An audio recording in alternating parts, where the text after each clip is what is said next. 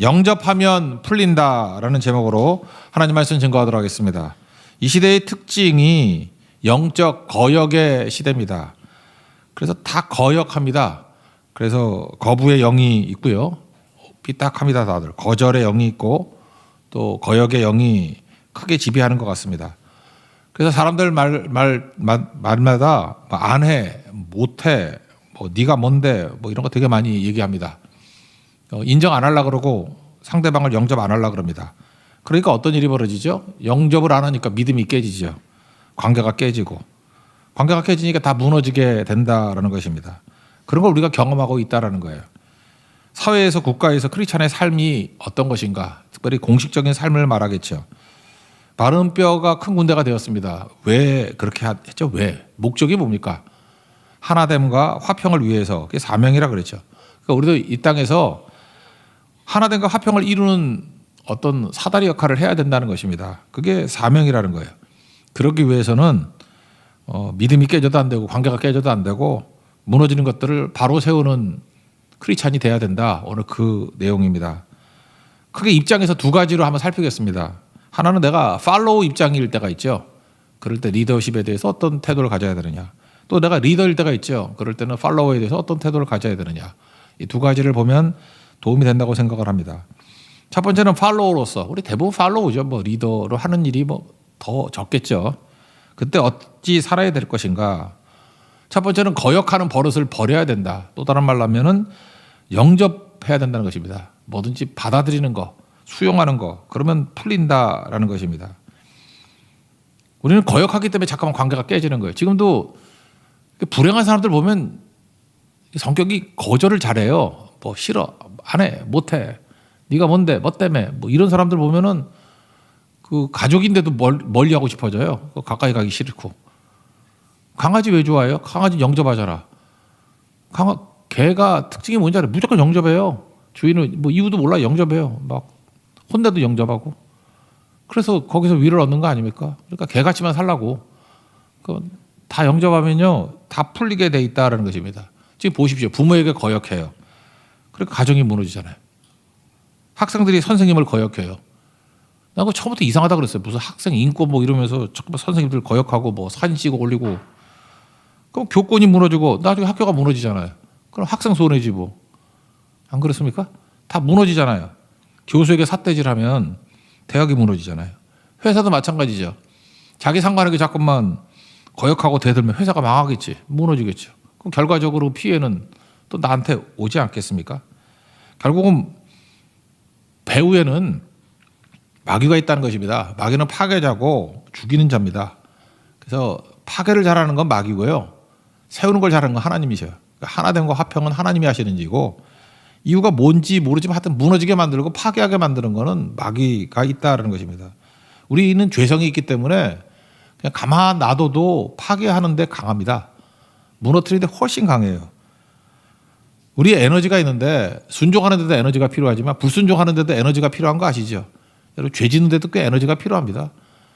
죄를 뭐 편한 마음으로 짓나요? 아니잖아요. 막 노심초사하고 막 결심하고 안 그렇습니까? 몇 번 생각하고 물론 저절로 짓는 죄도 있지만 그런데 에너지 쏟는다고요. 왜 그렇습니까? 배후에 마귀의 세력이 그런 힘들을 준다라는 것입니다. 그러므로 우리가 잊지 말아야 될 게 뭐냐 하면 거역하지 말고 모든 권세의 뿌리는 하나님께 있잖아요. 하나님께 순종하듯이 하나님이 권세를 주셨다고 생각하면 하나님께 순종하는 거잖아요. 오늘 그 얘기입니다. 1절 읽겠습니다. 시작. 각 사람은 위에 있는 권세들에게 복종하라. 권세는 하나님으로부터 나지 않음이 없나니 모든 권세는 다 하나님께서 정하심 바라. 어떤 사람은 이렇게 얘기할 거예요. 우리가 뽑은 사람인데요. 뭐 투표해서 뽑은 사람인데요. 그건 과정이죠. 최종 선택을 하나님이 하시는 겁니다. 하나님의 허락 없이는 세워지지도 않아요. 저는 여러 번 투표하는 걸 봤거든요. 봤는데 뭐 대세를 볼 때 누가 되는 것 같은데 뭐 내가 볼 때 분명히 하나님이 일하시는 거야. 뭘 이거 바꿔가지고 말도 안 되게 이게 상황이 뒤집어질 때도 되게 많아요. 그때는 느낀 게 뭐냐면 야 어떤 것도 다 하나님이 세우시는 거구나. 하나님이 허락하시지 않으면 자신만만했거든. 근데 떨어지더라고. 안 되더라고. 그러니까 모든 힘은 하나님께로서 나오는 거죠. 잠언 16장 33절 보니까 제비는 사람이 뽑으나 모든 일을 작정하시는 것은 하나님께 있다. 여호와께 있다. 그럽니다. 우리 구약 한번 보십시오. 악한 자들도 하나님이 세운 거라니까요. 아수르 왜 세웠죠? 이스라엘 훈련시키려고. 그리고 훈련 끝나니까 아수르 망하잖아요. 요즘에 바벨론 살피고 있는데 바벨론을 왜 세웠죠? 이스라엘 훈련시키려고. 그래서 이스라엘을 바벨론 포로로 끌려가서 정화, 강화, 성화 그거 다 끝내니까 망하잖아요. 돌아갈 때쯤 되니까 바벨론 망한 거 아시죠? 망해서 파사, 페르시아가 일어나잖아. 고레스 왕. 그래서 사명 끝나니까 돌려보내잖아요. 그러니까 바벨론은 철저하게 하나님이 세우셨다가 내리신 나라다 이렇게 생각할 수 있는 거겠죠. 그렇다 그러면 뭐 이를 가면서 뭐 아수르 죽일 놈들, 바벨론 죽일 놈들 그런 것도 없고 나쁜 사람들이랄까, 나쁜 존재, 나쁜 나라예요. 그런데 나쁜 것조차도 하나님이 허락하시니까 권세를 유지하는 거지 그 끝까지 가는 거 아니라는 것입니다. 그래서 예수 믿는 사람들은 생각보다 초연해요. 왜냐? 하나님이 허락하셨다는 거예요. 저거 악한 것도. 좋은 것도 허락하시지만 악한 것도 허락하시고 하나님이 허락하시지 않으심은 없다. 그걸 믿으니까 뭐 그렇게 거역하면 살 거 없잖아요. 아니 우리 바벨론에도 항복하라는 얘기가 나오지 않습니까? 악한 나라잖아요. 하나님 믿지도 않고. 근데 항복하라잖아. 예레미야 29장 5절 이하에 보니까 너는 거기 항복해서 가서 집 짓고 뭐 텃밭 만들고 잘 살라. 시집장가가고 뭐 애 낳고 잘 살라. 그리고 그 성읍의 평안도 구하래요. 성읍이 평안함으로 너희도 평안할 것이다. 그 예레미야 29장 5절, 6절, 7절 뭐 나오는 말씀 아닙니까? 그렇다는 게 얘기는 뭐예요?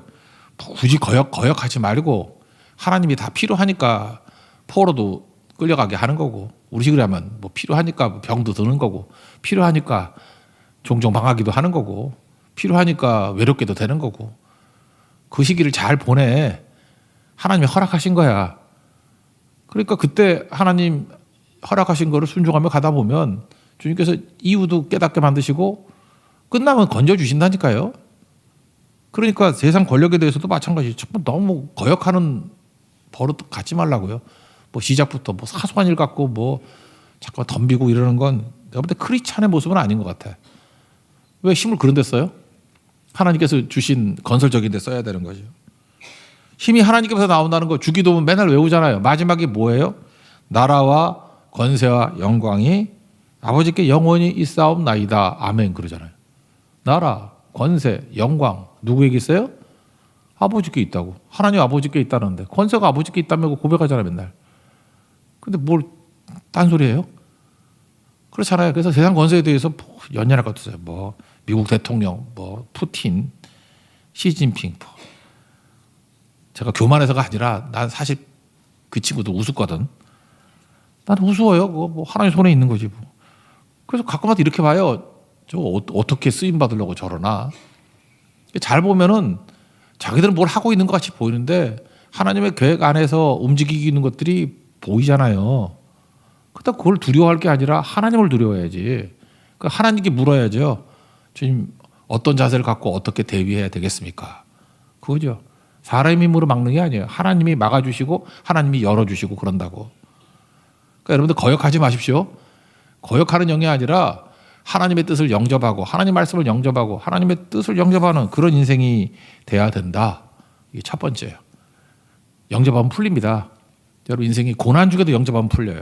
어떤 것도요. 다 영접하면 쉽게 풀리는데 제가 거역하고 이거 아니야 말도 안 돼. 그리고 영리라 그러죠. 영리. 하나님이 이끌어 가시는 거에 잠깐 반대로 가려 그래. 청교도 같이. 제가 그러잖아요. 그 이스라엘 되게 웃긴다고. 항복하라 그럴 땐 죽어도 항복 안 해. 망한다 그러니까 안 망해 그러잖아요. 그러다가 37장 에스겔 30장에 와가지고 에스겔 선지자한테 마른 뼈도 살아날 수 있다. 무슨 얘기예요? 다시 회복된다. 그러면 아멘 그래야 될 건데 주께서 아신대. 되게 무책임한 대답하죠. 그건 선지자가 할 수 있는 최고의 부정적인 대답이야. 아니라 그럴 수 없으니까. 주께서 아십니다. God only knows. 모른다지 뭐. 안 된다지. 그러니까 인간이 이상해요. 망한데도 망하는 걸 안 믿고 안 망한대. 흥한데도 흥하는 걸 안 믿고 어떻게 흥하냐? 마른 뼈가 어떻게 사냐? 그러니까 영접하시라고요. 그래야 풀린다고. 어떤 상황에도 하나님께서 된다 그러면 받아들이시고 아멘하면 일어날 것으로 확신하십시오. 그러니까 영접이 풀린 거예요. 영접이. 그러니까 팔로우로서는 영접 잘하는 거 거절하는 영성을 버리고 영접하는 영성을 갖는다. 그게 중요한 것이고요. 두 번째는 믿음을 가장한 거역, 이거 되게 조심해야 되는데 그런 것들을 버려야 된다는 것입니다. 그러니까 이런 사람들 있죠. 나는 하나님께만 복종해, 사람은 아니야. 특별히 우리가 양머리 개고 예수님, 오직 예수님만 바라보고 사람은 아니야, 사람은 아니야. 그러면 사람에 대해서는 막 무시하고 불순종하고 막 그래도 되나? 맞아요. 사람 쳐다보는 건 아니지만 하나님이 세우시고 하나님이 사용하시는 하나님의 어떤 대언으로서의 종이라고 그러면 순종해야 되는 거 아니에요? 그게 하나님께 순종하는 거지. 여호수아가 모세에게 순종하는 게 하나님께 순종하는 거 아니에요? 하나님께 모세가 위대해서 모세를 믿어서 순종하나? 아니죠. 모세가 하나님의 종이니까 여호수아는 모세에게 순종하는 걸 통해서 하나님께 순종하는 거죠. 그런 거 아니겠어요? 고린도 교회가 웃기는 교회라니까. 믿음을 가장한 거역의 대표적이잖아. 파벌이 있어요. 뭐 있을 수 있다고 해. 근데 그 중에서 최악이 누굴까요? 고린도전서 1장 12절 보니까 네 파가 있었어요. 나는 바울파다. 바울이 세웠으니까. 나는 아볼로파다. 이거 고린도에서 온 아주 멋진 하버드 나온 박사님이요. 그러니까 이 젊은 목회자 좋다 그런 사람이 있잖아. 아볼로파다. 개바파다. 부흥사가 오셨어. 베드로 부흥사가. 막 소리 질러도 막 하니까 뜨거워져가지고 역시 저자직강이 최고야. 뭐 이런 거. 다 좋아요. 그렇다고 좋아. 근데 그리스도파가 있었다고. 그리스도파는 순수한 겁니까? 나쁜 놈입니다. 사람 아니고 나는 그리스도에게 직접 속했어. 이건 신비주의예요. 예수님이 승천하셔서 지금 천국 가 계시는데 뭐 여기 그리스도파가 어디 있어? 그러니까 다 파벌은 파벌이죠. 그러니까 여기서 제일 돌아오기 힘든 파벌은 그리스도에게 속한 자예요. 그러니까 이런 식으로 하지 말라고요. 그러니까 하나님만 바라보는 거예요, 우리가. 그래서 사람의 위임하신 권세도 인정하는 거고 또 그 사람도 사랑하고 그러는 거죠. 또 반면에 어떤 사람이냐면 너무 사람을 좋아해요. 그래서 사람을 너무 존경하고 특별히 잘해주는 사람만 말 듣고 내가 좋아하는 사람만 말 듣고 가끔 그런 성도도 있잖아요. 뭐 목사님도 여러 분 계시는데 나는 저 목사님이 하시는 말씀은 듣지만 요 목사님이 하시는 말씀은 안 들어. 그리고 그걸 또 과시해. 일부러 거기는 안 듣는 척해서 이렇게 만천하에 보이고 아주 잘 듣는 것 같이 싹싹하게 놀고. 그 최악이에요, 최악. 그런 팔로워가 있어 세상에. 우리가 예수님을 믿고 의지하는 건데 예수님께 위임하신 사람의 말이라면 다 들어야죠. 이런 사람들 있잖아요. 이건 일종의 우상 숭배예요. 사람에 대한 우상이잖아. 왜 사람 따라가요? 사람 아니죠. 그런 거 절대로 아니겠죠. 그러니까 이런 사람들은 특히 뭐냐면 하나님께 마음을 두지 않았기 때문에 결국은 믿음을 가장하지만 사람들을 무시하고 사람의 약점을 잡고 결국은 지멋대로 하고 싶은 거예요. 그런 거니까 이건 좋은 팔로워가 아니겠죠. 반대되어 되지 말고 그냥 충성하십시오. 그죠? 하나님께서 위임하신 사람에게 충성하는 거 이게 중요한 거라고요. 자, 그러니까 성장이 어려운 사람들의 특징이 뭐냐면 자기가 이렇게 감정이 있잖아요. 희노애락 감정이 있는데 여러분 감정은 필요한 겁니다. 왜 그러냐? 감정의 힘이 있잖아요. 슬프기도 하고 기쁘기도 하고 그 감정의 힘을 가지고 오늘을 살 수 있잖아요. 그죠? 오늘 살아갈 때 감정이 없으면 살기 힘들어요. 슬픈 마음이 있으니까 어떤 때는 기도도 나오고 슬픈 마음이 있으니까 저 같으면 설교도 돼요. 또 기쁜 마음이 있으니까 어떤 의욕적으로 갈 수도 있고 뭐 새롭게 도전할 수도 있고 하나님께서 그때마다 감정을 주실 때 잘 활용해야 될 거 아니에요. 그리고 감정은 하나님이 내게 주신 거예요. 내가 느끼고 내가 컨트롤해야 되는 거라고. 근데 모든 감정의 원인을 남에게 두고 사는 사람이 있어. 그래서 너 기분 어떠냐 그러면은 잠깐만 주변을 보고 그러면 안 되죠. 내 기분이 하나님이 주신 거 아니에요. 내 감정에서 거기서 힘이 나와서 감정을 소모해서 감정은 연료거든요. 감정이나 연료를 가지고 오늘을 사는 거라고. 그런데 감정은 연료기 때문에 시간이 지나면 감정은 남지가 않아요. 결과만 남아. 그래서 많은 사람들이 감정을 남기려고 그러니까 문제라고. 그 좋은 감정 꼭 유지하려고. 감정은 휘발유 같은 거라니까. 감정을 사용해서 현재를 달려가는 거예요. 그리고 감정은 다 없어져 버려요. 희노애락이 뭐 열흘 지나고 난 다음에 남아있어? 오늘 기뻤는데 열흘 후에도 기쁘는가? 오늘 슬펐는데 열흘 후에도 슬퍼요? 그 슬픔이. 그때 사령해가지고 어떤 결과를 내는 거라고. 근데 결과는 10일 후에도 남죠. 100일 후에도 남죠. 감정은 연료라고.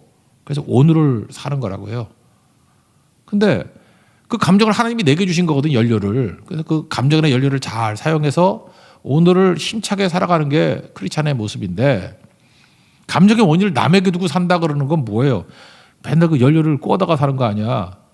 그럼 그 사람은 어떻게 살겠어? 그 감정 업앤다운 하다가 결과물은 없이, 뭐라 그래, 지지고 볶다 끝난 인생이지 그거. 지 감정 하나 다스리지 못해가지고 업됐다 다운됐다 업됐다 다운됐다. 그럼 뭐 우울증 조울증 뭐 그러는 거 아닌가? 그런 거? 난 잘 모르겠어. 그런 거 같아요. 그죠? 예를 들어서 힘들어요. 너 왜 힘드니? 그랬더니 아이가 말을 안 들어서. 아이가 말 안 듣지. 말 잘 듣는 아이가 어딨어. 아이가 말을 안 들어서 힘들대요. 그거 영접을 해야지. 아이가 말 잘 들으면 아이가 아니라 어른이지. 아닌가요? 아이는 말 안 들어요. 목사들도 마찬가지야. 어떤 목사가 우울해 있어. 성도들이 말을 안 들어. 말 잘 들으면 양떼가 아니지. 이거 양떼라 그러잖아. 말 더럽게 안 듣잖아. 그죠? 그러니까 양떼지. 우리 목사도 양떼 시켜봐요. 말 안 들어. 하나도. 외로운 이유가 뭐냐. 근데 주위에 좋은 사람이 없어서. 그 주위에 사람 때문에 내가 그 외롭고 안 외롭고 그래야 돼요? 하나님께서 채워주시는 것과 또 보내주신 사람과 교제 나누는 거지. 억울한 것도 마찬가지예요. 진실함을 알아준 사람이 없어서 억울하대. 사람이 어떻게 사람의 진실을 알아줘요? 하나님이 아시는 거지. 그러니까 모든 게 다 이렇게 하다 보니까 관계가 다 깨지잖아요. 그죠? 다 누구 탓이고 그러니까. 그러면 나중에 비난하고 정죄할 거 아니야, 그 사람들. 그러니까 모든 관계를 다 깨버려. 그러니까 너무너무 힘드니까 잠수 타고 외롭다 그러고. 그러니까 관계를 깨는 게 너무너무 나쁜 거죠. 그러니까 팔로워들에게 가져야 될 것들이 뭐냐? 다 믿음이에요. 이게 믿음 좋아 보이는 사람들이 믿음의 이름으로 막 쳐내고 막 그래. 그러면 안 되고 사람을 사랑해야죠. 사람은 믿을 대상이 아니고. 그리고 관계를 잘 맺어가는 게 중요한 거 아니겠습니까? 그런 거죠. 2절부터 4절까지 내용이 뭐 그건데 뭐 읽지는 않겠어요. 그 내용이에요. 그러므로 우리가 가져야 될 게 뭐예요? 바뀌어야 돼요. 우리가 바뀌어야 된다고. 제가 이렇게 살아보니까요. 너무 고집이 센 사람과는 동역도 힘들고 일단은 불쌍해. 성장이 없어. 이 고집이 센 사람들. 좀 이상하지만 갈대 같은 사람이 좋더라고요. 요즘엔. 여러분 생각보다 이렇게 교인들 보면요. 그 멍청한 사람보다 똑똑한 사람이 예수 잘 믿는 거 아십니까? 여러분들 잘 모르겠지만 여러분들 다 똑똑하다고 생각해서 잘 믿는다고 생각하죠. 근데 잘 이렇게 만나 보면은 뭐 알잖아. 이거 좀 멍청한 사람들 있잖아. 멍청한데 예수도 진짜 못 믿어. 잘 안 믿어. 그래서 그때 알았어요. 똑똑한 사람이 예수도 잘 믿는구나. 일단 직업 중에서 과학자들이 생각보다 예수 믿는 사람이 훨씬 더 많아요. 우리는 과학과 신앙이 충돌한다고 생각하죠. 그렇지 않아요. 뭐 이렇게 과학하시는 분들 저도 굉장히 많이 만났는데 과학하시는 분들이 예수를 되게 잘 믿어. 그리고 고집도 별로 없고. 이유는 뭐냐면 과학의 세계에서는요. 합리적인 설명을 들으면은 생각을 바꿀 줄 알아요. 또 다른 말로 하면 과학자들은요. 증명하면 받아들여요. 그러니까 이걸 무슨 과학적인 방법론으로 증명한다 그 얘기는 아닌데 신앙생활 하잖아요. 그래서 신앙생활 하다가 예배드리고 기도하고 선교하다가 동참하잖아요. 자기가 신앙적으로 증명이 됐어. 이건 하나님이 하신 일이고 이건 부인할 수 없어. 이건 하나님께서 주신 사명이야. 이렇게 자기로서 신앙적인 증명이 되놓으면 바뀌어요. 그럼 이건 하나님밖에 할 수 없는 일이야. 증명이 됐어. 그럼 바뀐다니까. 그래서 생각보다 과학자들이 삶에서 증명되면은 쉽게 영접하더라고요. 그러니까 똑똑한 거죠. 잘 받아들이는 거죠. 근데 멍청한 사람의 특징이 뭐냐 하면 증명이라고 말하기가 너무 어려워요. 삶에 기적과 간증이 되게 많아. 그러니까 바로왕 같은 게 멍청한 놈이거든. 10가지 재앙이면 그거 다 기적 아니에요, 그거? 그 하나님 왜 누가 그런 일을 해? 강을 피로 만들고 개구리 재앙 이 재앙 이런 것들. 그게 가능하냐고 확률적으로. 근데도 고집 부리잖아. 하늘이 두 쪽이라도 이따위 소리는 그 멍청한 사람은 그런 소리 하거든. 과학자들 하늘이 두 쪽이 나면은 믿어. 그럼 믿는다니까요? 받아들여야 될 거 아니에요. 그러니까 여러분도 신앙생활 할 때 하나님께서 우리에게 보여주시는, 증명해 주시는 것들, 그것만 받아들이면 변화만 돼도 엄청 변화가 되는데? 그런 거잖아요. 어린아이들이 증명에 되게 약하거든? 애들은 뭘 보면은 믿잖아. 그죠? 그 어린애 같은 마음을 가져야죠. 그러니까 바보들이 잘 안 믿는다. 그런 얘기예요. 그러니까 믿음을 가장하면서 결국은 사람들 뭐 하나님의 이름으로 뭐 배척하고 하는 것들을 잘 보면 그게 자기를 믿고 있는 거예요. 자기가 무너지지 않은 거야. 자아. 똑똑한 사람은요. 왜 과학자가 왜 그러냐 하면 공부를 많이 하다 보면은 모르는 게 너무너무 많아. 그래서 과학에 깊이 들어가면은 자기를 부인하게 돼 있어요. 자기를 부인하게 돼 있어요. 천문학의 예를 한번 들어봅시다. 우리가 지금 여기 서울에만 사니까 여기서 올망졸망 누가 좋으니 나쁘니, 좋은 동네니 나쁜 동네니 뭐 이러죠. 지구로 가봅시다. 어느 나라가 좋은 나라 나쁜 나라 막 이러죠. 태양계로 가봅시다. 태양계로 가면 지구 요만해요. 아무것도 아니에요. 그 다음에 은하계로 한번 가보세요. 태양계는 점이야. 은하계가 조에 조만큼 있다며. 겸손해져요. 아무것도 아니라고. 나는 먼지도 진짜, 아유, 먼지도 너무 큰 거야. 아무것도 아니에요. 그런 나를 하나님 앞에 세워놓는다 그러면 뭘 잘난 척하고 뭘 고집 부리고 뭘 할 게 있어요. 그냥 말씀만 하시옵소서. 깡통입니다. 받아들이겠습니다. 그런 거죠. 근데 알량한 거 붙들고 지 고집 세우고 결국 믿음을 포장하고 가장하면서 결국 하나님의 이름을 들먹이면서 결국 지 뜻대로 하려고 그러는 거라고. 이게 악한 거죠.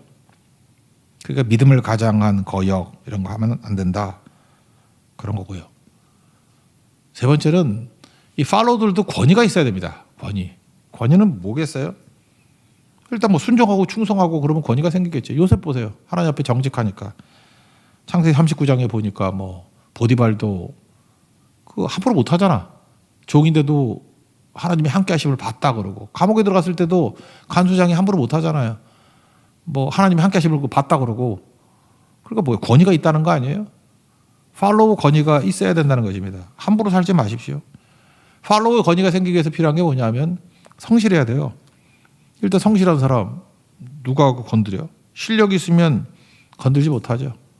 그러니까 우리 크리스찬들이 이 땅을 살아가면서 지혜가 뭐라 그래서 일처리 능력인데, 지혜는 반드시 실력이 뒷받침돼야 돼요. 일처리 능력이니까 실력이 있어야 일처리를 하지. 그러려고 그러면 겸손한 사람이 공부하고 실력을 기르는 겁니다. 예를 들어서 우리 교회도 요즘에 뭐 대학 가고 하잖아요. 누구 생각나나? 미술하는 애 생각나네. 우리 성령이 미술하잖아요. 서울예고 정도 들어갈 점면 공부 잘했겠죠. 미술을 잘했겠죠. 그러니까 그러면은 서울예고를 들어가고 이제 또 대학도 좋은데 갈 수 있겠죠. 간다고 합시다.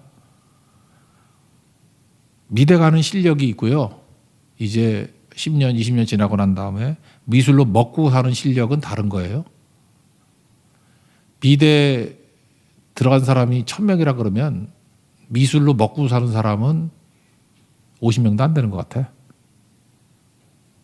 그죠? 진짜 실력은 그거예요. 그걸로 먹고 살 정도가 돼야 돼. 그걸 프로라 그러는데. 아니, 너무 어려우면 음악으로 합시다. 음악. 음대 가는 것도 쉽지 않죠. 우리 집안도 음대 간 애들 되게 많아요. 제 동생도 음대 갔어요. 선진경 권사 음대 갔어요. 연세대 음대. 음대 가는 실력, 그것도 꽤 실력이 있어야 가요. 근데 음악으로 먹고 사는 실력 달라요. 걔 음악으로 못 먹고 살아요. 내가 음악으로 돈 버는 거 못 봤어. 레슨 좀 하다 끝났어. 남편이 벌어두는 걸 먹고 살지. 그러니까 그건 실력도 아니야. 나는 우리 교회에서도 보면 음악으로 먹고 사는 사람을 난 존경해. 그 진짜 실력이에요. 그걸 갖다가 그 역치라 그러잖아요. 역치. 그 threshold value라 그러나요? 역치가 뭐냐 하면 변화를 일으키는 최소한의 자극. 그러니까 그냥 좋아하고 즐기는데도 실력이 필요해요. 근데 그 단계를 넘어서는 역치로 들어가는 힘은 더 있어야 돼. 그게 먹고 사는 거예요. 아무나 하는 거 아니라고. 뭐 흉내내 가지고 한두 번 하는 거 그거는 누구나 할 수 있어. 근데 그걸로 계속 쭉 하면서 먹고 살 수 있다는 거 그거 쉬운 거 아니에요. 그러니까 팔로워들은 실력을 길러야 된다고. 성실해야 되고 일단 실력을 길러야 되고 그 되게 중요하다고요. 그러면 권위가 생겨요. 팔로워들도 권위가 있다고. 여러분 성도들도 보면요. 권위가 있는 성도가 있고 권위가 없는 성도도 있어. 권위가 있는 성도는 일단 뭐 예배 잘 나오고 뭐 다 충성하고 하면 권위가 생기죠. 그 누가 함부로 해.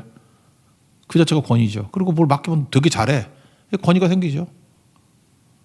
뭐 율동도 그렇고 반주도 그렇고 뭐 꾸준하게 뭐 오고 하루에 2번씩 오는 어떤 집사님도 계시잖아.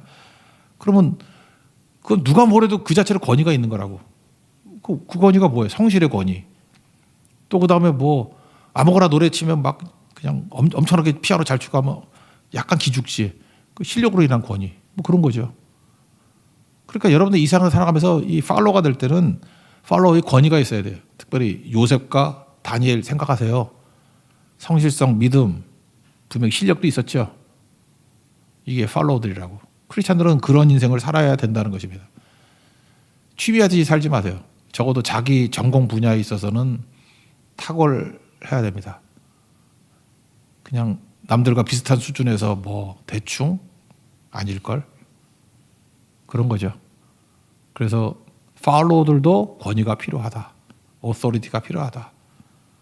그거 잊지 않았으면 좋겠습니다. 그래서 자기 할 일 하는 거 역할 잘 감당하라. 그러면 팔로워의 권위가 생긴다. 6절 7절 읽겠습니다. 시작.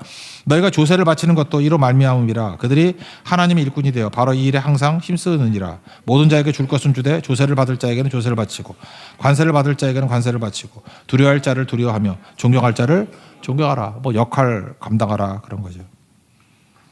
리더로 넘어갑시다. 리더는 어떻게 살아야 될 것인가? 첫째, 권위주의를 버리고 진짜 리더는 권위가 필요해요. 리더의 권위가 필요하다. 아까는 팔로워의 권위였고 리더의 권위가 필요하다. 가끔가다 이런 사람들이 있죠. 뭐 지금 목사에게 도전하는 겁니까? 뭐 이런 소리하고 목사의 권위에 도전하는 겁니까? 뭐 이런 목사들 종종 있어. 정신 나갔지. 그 자기가 할 말이야 그게? 권위가 있어야지. 자기가 자기 권위를 얘기하는 바보가 있어. 그 꽝이지. 그러니까 권위를 가지려면 어떻게 되죠? 자꾸 이렇게 무시하고 그러면 내가 얼마나 한심하면 저런 대우를 받나라고 하면서 엎드려야죠. 권위의 뿌리는 하나님께 있잖아요. 모든 권세는 하나님께 있으니까. 하나님과 연결되면 권위가 생기겠죠. 그리고 리더의 권위는 자기 부인과 자기 십자가에서 나오는 거죠. 기도, 영적 권위 그런 거 아니에요? 마가복음 1장 22절 보니까 예수님과 서기관을 비교하죠. 예수님 말씀 증거하는 거 보니까 예수님 권위는 영적 권위, 뭐 실력도 있었고 그랬겠죠. 그러니까 그 가르치시는 것이 권위 있는 자와 같고 서기관과 같지 아니하더라. 서기관은 어땠습니까? 껍데기밖에 없고 서기관은 주로 그러겠죠. 외적인 권위. 너 지금 내 권위에 도전하는 거야? 이따위 소리 하는 게 서기관이고 예수님은 아무 말도 안 해도 그냥 권위가 생기는 거예요. 그 안에 영적 권위, 실력으로의 권위. 가르치는 게 다르다 그러잖아요. 그런 게 되게 중요한 거겠죠. 그러니까 뭘 잠깐 무시당하고 하면 그냥 죽어라 엎드려 기도하는 거예요. 제가 만 30살에 담임 목사가 됐거든요. 저 그 나이인지 모르고 뽑았대요. 늙어 보이는가 봐. 그래서 나중에 다 결정 짓고 난 다음에 나이 보고 놀라더라고. 정말 맞아요 그러더라고. 내가 옛날엔 좀 노안이었는가 봐. 예. 그랬어요. 근데 처음 부임했을 때 그때는 뭐 80명이었는데 65명이 65세 이상이었거든. 그러니까 되게 연세 드신 분들이 많은. 이 권사님들 맨날 와가지고 뭐 내 손자보다 어리라느니 뭐 손자와 뭐 동갑이라느니 뭐 맨날 그런 소리 하는 거야. 나는 은근히 무시하는 것 같이 들리더라고. 너무 어려서 뭐. 그래서 저는 하여튼 교회 가서 뭐 반대자가 없었어요. 왜냐하면 뭐 상대가 돼야 싸우지. 워낙 어려가지고. 그래서 건드리지도 않고 그랬었는데. 근데 너무 무시하니까 못 살겠더라고. 이게 도대체 뭐 이래가지고 담임 목회 하겠나. 그래서 그다음부터 했던 게 그때 새벽 기도가 6시. 우리가 똑같았는데 6시. 똑같은 게 아니라 내가 6시를 만들었으니까 6시지. 예, 맞아. 6시에서. 원래 5시였는데 제가 6시로 바꾸자 그래서 6시로 됐거든요. 6시였는데 6시부터 하여튼 예배 드리고 난 다음에 12시까지는 강대상을 떠나지 않았어요. 그리고 뭐 옛날 그런 거 있었잖아요. 뭐 방석 있는데 방석 다 눈물로 적시면 교회 부흥한다고. 그때 뭣도 모르니까 그랬다고. 그 한 6개월 하니까요. 물론 6시간 내내 기도했다는 건 아니에요. 뭐 엎어져 자기도 했고 뭐 거기서 사실 뭐 성경도 읽기도 했고 뭐 그래. 하여튼 6시간 동안 강대상을 떠나지는 않았어. 6개월 딱 하니까 이제 그런 소리 싹 사라지더라고요. 교회 부임한 6개월 만에. 그러니까요. 무시당할 만하니까 무시하는 거예요. 딴 소리 하지 말고. 잠깐 무시당하고 왜 내 말 안 듣고 왜 나를 잠깐 배제시키고 그러냐 그러면 엎드려 기도해. 죽을 때까지 기도하라고. 그냥 교회만 오면 그분 소리 질러 부르짖는 기도밖에 안 들리더라. 맨날 눈이 퉁퉁 부어 있더라. 그죠? 뭐 그러고 목소리는 완전 홀리 보이스로 쉬어 있더라. 물론 뭐 서편제를 많이 불러서 그렇게 될 수도 있어요. 그렇지만 그 알잖아 사람들이. 그게 권위예요. 권위. 영적 권위가 있어야 된다고. 리더의 권위. 야고보가 예수님 동생이거든요. 예수님 공생애 때 막 반대하고 그랬잖아요. 미쳤다고 잡아다니고. 근데 야고보가 어떻게 권위가 생겼죠? 예수님의 동생이기 때문에 그 권위도 있었지만 예루살렘 교회의 지도자였잖아요. 야고보서의 저자 예수님의 친동생이거든요. 야고보의 권위는 별명이 낙타무릎이라니까요.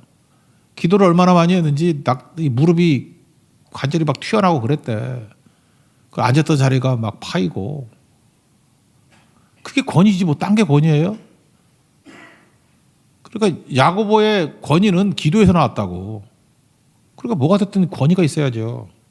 그거 없으면 아무것도 안 되는 거지. 청년들이 반발해요. 뭐 예를 들어서 권위에 복종하라 그러면 뭐 요즘 청년만 반발하는 게 아니에요. 저도 청년 때 반발했어. 다 반발하는데 한번 보세요. 이걸 악용을 했잖아. 옛날 왕들이 이 로마서 13장 1절의 말씀을 근거로 해가지고 나온 이론이 뭐냐면 왕권 신수설이에요. 왕권을 하나님이 주셨다. 맞잖아요. 모든 것을 하나님께 주셨다. 왕권 신수설. 그러므로 니네들이 뭔데 까불어 임마 다 복종해야지. 이런 식으로 지들이 자기 권위를 나갔다. 이건 권위주의죠. 그럴 때 뭐 여러 사람들 있잖아요. 사회 그 개혁자들을. 그래서 나온 게 뭐예요? 사회 계약론. 무슨 놈의 왕권 신수설이냐. 웃기지 마라. 하나님을 빌미로 우리 압제하려고 그러지 말고 왕과 우리와의 계약이다. 우리에게 인권이 있다. 우리가 위임해 줬기 때문에 생기는 권한이지 이 왕권 신수설이라는 그 말같이 다는 소리 하지 마라. 하나님을 부인한 건 아니에요. 기본적으로 하나님께서 부여하신 권한이라는 건 인정을 하지만 네가 말하는 왕이라고 하면 무조건 하나님이 부여했다고 하면서 네 멋대로 하는 거 그걸 말하는 건 아니다라고 하는 얘기죠. 맞는 얘기죠. 계약이란 뭐예요? 동의해야 되는 거죠. 동의가 없으면 안 되는 거 아니에요. 그러니까 실질적인 권위가 뒷받침되지 않으면 안 된다는 거죠. 그러니까 교회나 노예나 이런 데서 할 수 있는 거예요. 타이틀 주는 거죠. 장로라는 타이틀. 그죠? 목사라는 타이틀. 권위는 누가 세우는 거예요? 하나님과 나와의 관계에서 내가 세우는 거예요. 권위 있는 자가 돼야 돼요. 영적 권세 있는 자가 돼야 된다고. 다 마찬가지예요. 집사라가 똑같은 집사 아니에요. 영적 권위가 있는 집사가 있고 깡통 집사 있고 그런 거지. 다르죠. 그런 거예요. 권위가 있어야 된다는 것입니다. 가장 이상적인 왕 그러면 다윗 아닙니까? 다윗이 뭐 하나님께서 기름 부어서 왕 세웠다. 거기서 저절로 권위가 나왔어요? 그게 아니고 그의 삶 자체가 뿌리를 하나님께 두고 있잖아요. 하나님께. 모든 것이 하나님께 있다. 그래서 왕인데도 다윗이 자기를 왕이라 그런 적이 없어요. 거의 종이라 그래. 그래서 시편을 읽어보면 힘들어. 잠깐만 주의 종이 뭐 어쩌고저쩌고 하는데 이게 도망 다닐 때 쓴 건지 왕일 때 쓴 건지 헷갈려. 그냥 도망 다닐 땐 주의 종 그리고 왕 됐을 때 주의 왕이 이랬으면 얼마나 좋아. 계산하기도 편하게. 아 요거는 왕 됐을 때 지은 시편이고 요건 도망 다닐 때 지은 시편이고. 죽을 때까지 종이래. 죽을 때까지 종. 그것도 늙었는데 어린 종이래. 아, 나 미치겠어 진짜. 나도 그래야죠. 주의 어린 종이. 헷갈려. 그러니까 날 어리다고 본 거예요. 그리고 종으로 본 거예요. 계속 하나님만 의지하는 거라고. 그러니까 뭐 어디서 나타나요? 권위가. 사울왕 죽일 수 있는데도 안 죽이잖아요. 기회가 왔는데도 서두르지 않아요. 그러면서 뭐라 그래요? 나한테는 왕이 계신다는 거 아니에요. 내가 결정하는 거 아니라는 거야. 하나님 결정하는 거라고. 또 왕 돼서도 뭐 헤브론에 올라갈까요 말까요 잠깐 묻잖아요. 뻔한 거. 왕은 결정할 수 있는 사람 아니에요? 결정 안 해요. 하나님께 물어요. 할까요 말까요? 갈까요 말까요? 그래서 진정한 왕이 하나님이심을 고백하는 인생을 산다는 거예요. 여기서 권위가 나옵니다. 리더라고는 적어도 이런 권위가 있어야 됩니다. 권위의 뿌리듯이 하나님과 연결되는 귀한 종 되기를 바랍니다. 그래서 또 하나 얘기는 삶에서 드러나면 최고겠죠. 삶에서 드러나야 되겠죠. 삶에서 이 권위라는 건요. 아까도 이제 팔로우에서 감정이 나왔잖아요. 리더에게도 감정이 있어야 되는 것 같아요. 다윗은 왕인데 잠깐 울어. 아픈 일이 많은가 봐. 바세바가 범죄했습니다. 범죄 잘못했죠. 아들 태어났잖아요. 병 들어서 죽으려고 그러니까 아파하면서 울어. 살려달라고. 물론 죽으니까 또 다시 뭐 화장하고 나왔지만 압살롬이 반역 일으켰어요. 그 나쁜 놈이죠. 근데도 아파해. 그걸 아파하고 또 죽었다 그러니까 울고. 사울왕도 죽었을 때 원수잖아요. 막 활로레 지어가지고 울고. 요나단도 같이 죽었잖아. 아파하고. 저는 이런 생각을 해요. 다윗은 도대체 뭐가 이렇게 아픈 일이 많은가? 여러분도 인생 그래요. 여러분 크리스찬들이죠. 예수 믿고 난 다음에 아픈 일이 많아. 아픈 일이 많다는 건 고난이 많다는 뜻인가? 고난이 많다는 뜻이 아니고요. 하나님 앞에 진실하다는 뜻이에요. 하나님 앞에 진실하면 아픈 거예요. 저도 목회를 하다 보니까 이 아픈 게 싫을 때는 그냥 진실하지 않으면 돼. 그럼 하나도 안 아파. 그러니까 목회가 비즈니스가 되고 그래. 그냥 대충 할 만해. 근데 드라이해져요. 근데 딴 거 바라는 것도 아닌데 진짜 진실하게 사랑하고 진실하게 기도하고 진실하게 그를 품으면요. 아파. 되게 아파요. 그래서 아픈 일이 많다는 것은 진실하게 산다 그런 뜻이에요. 그래서 리더의 가슴은 아파야 돼요. 리더인데 안 아프다 그러면은 진실하지 않은 거야. 그거는 가면 쓴 거고 위장한 거고 거짓이에요. 거짓된 믿음. 거짓 없는 믿음은 가면 내려놔야 되고 위장한 거 내려놔야 되는데 그러면 아파요. 그래서 여러분 주도적으로 교회 일들 앞에서 뛰시는 분들은 많이 아플 거야. 왜? 진심이거든. 이 찬양도 진심으로 하면요 되게 아픈 일 많아요. 우리 여전도회 회장, 남전도 회장도 진실하게 하면 되게 아파. 아픈 일 되게 많아. 아픈 게 고난이 많다로 해석하지 말고 하나님이 나를 진실되게 만드셨구나. 그래서 구원받는 거예요. 그래서 세리, 죄인, 창기들은 되게 아파하잖아. 예수님도 아파하고. 진짜니까. 다 구원받았어요. 근데 바리새인들 안 아파해.